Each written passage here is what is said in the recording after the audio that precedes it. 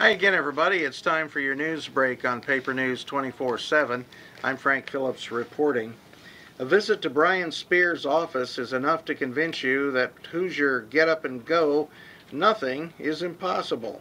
The office at 7 South Walnut is indistinguishable from the homes that surround it, except for the Spear Corporation sign that is prominently displayed in Rochdale. There's nothing inside the building that would make the visitor guess that the team that works there has set up commercial swimming pools from Indiana to West Africa and is getting ready to install the plumbing and mechanics for 2 temporary Olympic-sized pools in Omaha, Nebraska. One pool will be the competition pool, 9 feet deep and 50 meters long. The other will be an L-shaped warm-up pool. Each pool will hold more than 1 million gallons of water that will have to be circulated through the filters at 4,000 gallons per minute.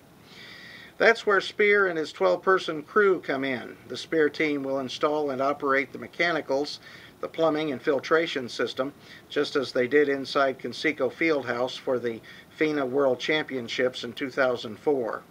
We learned a lot, Spear said. For example, before that, Spear's people didn't understand how dirty the Olympic class competitors made the pool with their sweat, and even the paper that would end up in the pool would go through the filters.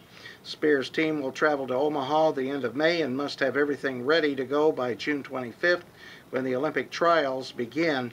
The world will be watching thanks to NBC, which plans to broadcast the trials each night through July 2nd, Spear said. Then the pool and the mechanics, including 1.5 miles of PVC pipes and filtration system, has to be torn down and the arena restored to its original purpose of a basketball court and hockey rink. Spear has 25 to 35 employees, most of who live in Montgomery County or Putnam County. When asked if he ever considered relocating to Indianapolis or another big city, Spear said it never crossed his mind. It's working out well here, he said, praising the high quality of employees he has been able to recruit from the Indiana countryside. In addition to the pools inside Conseco Fieldhouse, Spear has worked on high school pools in Indiana and is particularly proud of a pool he helped install in West Africa for a Baptist mission group. He hopes to build a pool in Kosovo for the same group, but that is a couple years away, he said. The pools are used by missionaries and their families, Spear said. Missionaries and their families sacrifice a lot, he said. We can go to Applebee's and take in a movie. They have nothing like that. They are in a third world country. Spear's dad, Jim Spear, started the company in 1984 in Rochdale, and Brian grew up in the family business, taking time to graduate from North Putnam High School in 1992. When we come back, MIBOR, the Metropolitan Indianapolis Board of Realtors, has endorsed 3 local Montgomery County candidates. And we'll have a look at Weatherby's 3-degree weather forecast and a look at sports. You're watching Newsbreak from the pages of the paper of Montgomery County. Bad wrecks happen to good people. That's why people take their wrecks to the good people at Gould's Body and Paint in Crawfordsville. Gould's will work with your insurance company to provide an accurate quote of your needed repairs. Then the iCar Gold Class Specialists take over, restoring your vehicle to good as new. Gould's will service any make, any model, any type, or amount of damage. Just remember our motto: at Gould's Body and Paint, our business is a wreck.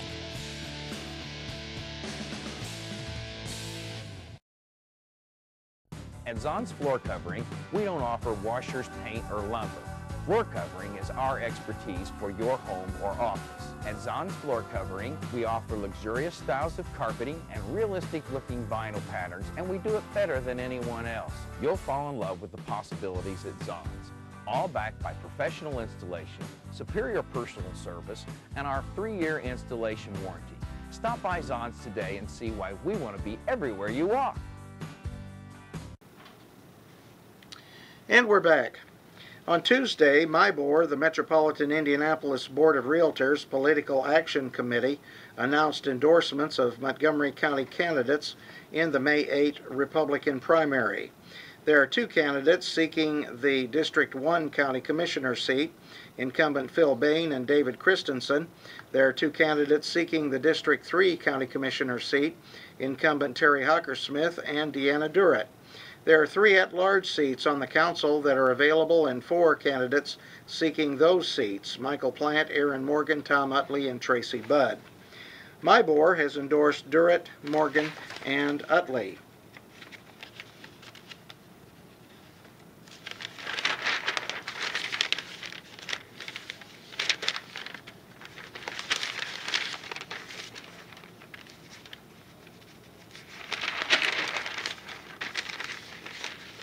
We are thrilled to see candidates with such extensive, impressive, and germane experiences and backgrounds, said Impact Montgomery County Trustee Brian Pyle in a press release. With these unique skill sets, these candidates are poised to lead Montgomery County in a very positive direction, and the residents are poised to be the beneficiaries. As realtors, our interest is simple: to enhance and preserve quality of life and property values in our communities, noted MPAC Chairman James Anthony. Fostering economic development, protecting property rights, maintaining infrastructure, and being good stewards of the taxpayers' money are all ways to achieve that goal. We're confident that Deanna Durrett, Aaron Morgan, and Tom Utley are committed to doing just that. I'm very pleased we share the same goals of enhancing the quality of life so people are attracted to Crawfordsville and Montgomery County, Durrett said, responding to the endorsement. Two of the candidates that did not win MyBore's endorsement said planning and zoning were behind MyBore's choices. I suspected that they would endorse Durrett, Morgan, and Utley, County Council candidate Plant said. I would imagine that has to do with their position on planning and zoning. I'm not in favor of planning and zoning. I'm in favor of individual property rights. They will endorse candidates who are for countywide planning and zoning, said Hockersmith, the incumbent running against Durrett for county commissioner. He said he opposes planning and zoning. County Commissioner President Phil Bain said he approved of the endorsements. I think they're probably good endorsements, Bain said. I know all three of those people, and they are all good, solid citizens. The paper tried unsuccessfully to contact David Christensen, Utley, Morgan, and Budd. MyBore is a professional trade association serving the needs of more than 6,000 realtors and affiliates members in 10 central Indiana counties, including Boone, Brown, Hamilton, Hancock, Hendricks, Johnson, Marion, Montgomery, Morgan, and Shelby counties. Volunteers are needed to package food for the Meals on Wheels program. Packagers arrive at the hospital at 9 a.m. and have meals ready for delivery by 11 a.m. Schedules are flexible. It's possible to work one day a month, once a week every other month, or any variety of options are available to meet individual schedules. Two people work together to package the meals, and it would be helpful if two people could volunteer to work together. Organizations are encouraged to recruit members to volunteer. If you are available to assist in this worthwhile community project, please contact Sue Rickett at 490-6110, that's area code 765-490-6110, or Isabel Arvin at 765-362-6226, that's 362-6226. North Montgomery FFA placed in the top 80 chapters in the second annual FFA Chapter Challenge. The chapter will receive $1,000 at 6:30 tonight at North Montgomery High School. The West Central Indiana chapter of the Blue Star Mothers of America will meet Thursday at 6:30 p.m. at Christ Lutheran Church, 300 West South Boulevard. The Blue Star Mothers are the mothers who have sons and daughters in the military. For more information about the organization, its activities, or membership, call Lynn Ringus at 765-366-8663. That's 366-8663. And now look at Weatherby's wet 3-degree guarantee. Weatherby says the high today will be 72. Weatherby says those won't be tears of joy falling on your head because the temperatures finally broke 70. No, He said, "That's rain falling on your head today. If Weatherby is off by more than 3 degrees, email us at weatherby@thepaper24-7.com and let us know. Include your name and phone number, and at the end of the month, all those who called in and caught Weatherby will be entered into a drawing for a prize." And now we turn over to local sports. And our sports editor Ross Flint reports the Crawfordsville girls tennis team cruised to a 5-0 win over Danville at Macy Courts in what coach Jeff Strickland said might be the fastest match so far for the Athenians this season.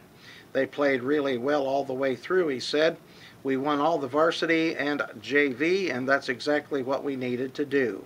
While Strickland was impressed with his team's collective effort, he noted senior Megan Leach at #1 singles. "I thought Megan, she always gets the other team's best player, so she's had a lot of tough matches," and said she really did a good job coming out and playing really well, he said. "I'm really proud of her. The rest of the girls did exactly what we thought they would." Leach beat Sarah Creeville 6-2 and 6-2. With Megan, she's getting more and more confident, more and more aggressive. She's a doubles player, so every time she plays, she's getting better there. I think that's an improvement. Sophomores Hannah Chalmers and Destiny Nelson also had impressive days in singles play. Chalmers won in straight sets against Anna Esbach, and Nelson beat Sarah Binkley 6-2 and 6-1. The #1 doubles tandem of seniors Darcy Fitzpatrick and Hillary Sheets beat Lydia and Julia Marsh 6-1 and 6-1, and the #2 doubles team of senior Morgan Raiders and junior Elizabeth Flynn won 6-2 and 6-0. Just being able to start a match well and finish a match well, that's important to us, and I thought all our girls did that, Strickland said. They started well and finished hard. Sometimes that's difficult. Crawfordsville travels to Southmont for a makeup match that was postponed due to the weather. The two teams play at 4:30 p.m. today. The Southmont baseball team had a slow start offensively against Western Boone, not picking up its first hit until the 5th inning, yet leading 1-0 almost that entire time. The offense was able to get a string of hits in the 6th, which gave the Mounties a 4-3 lead, but behind 6-4 heading into the bottom of the 7th, Southmont was unable to do it again, losing by that score. For 4 innings, Southmont was able to get away with not getting any hits against Western Boone because of a defense that made all the necessary plays to back up starting pitcher Austin Jones. But the Mounties' luck ran out in the 6th when the Stars took a 3-1 lead with 2 hits and 2 errors committed by Southmont. One key that allowed the Mounties to maintain a 1-run lead for 4.5 innings was the consistent ability to get 2 outs before giving up a hit. That changed in the top of the 5th. Tyler Squibb hit a double into center field, and Southmont shortstop Joe Ruiz allowed a grounder hit by Tyler Hale to roll through his legs, and that mistake allowed Squibb to score, tying the game. L.V. Bowden hit an infield single that he reached base by beating the throw, and with 2 runners on, Jones bobbled the ball when it was hit back to him on the mound and wasn't able to make the throw, and that loaded the bases. A fielder's choice play allowed Jeremy Tuck to score, and Western Boone added a run on a sacrifice fly for a 3-1 lead. Southmont countered in the bottom half of the inning with 3 straight hits in the first 3 at-bats. Ruiz and Jones both singled to start it off, and Kurt Wirtz doubled, scoring Ruiz and putting Jones at third. Consecutive wild pitches scored Jones and Wirtz, giving the lead back to Southmont 4-3. Southmont's lead was short-lived, however.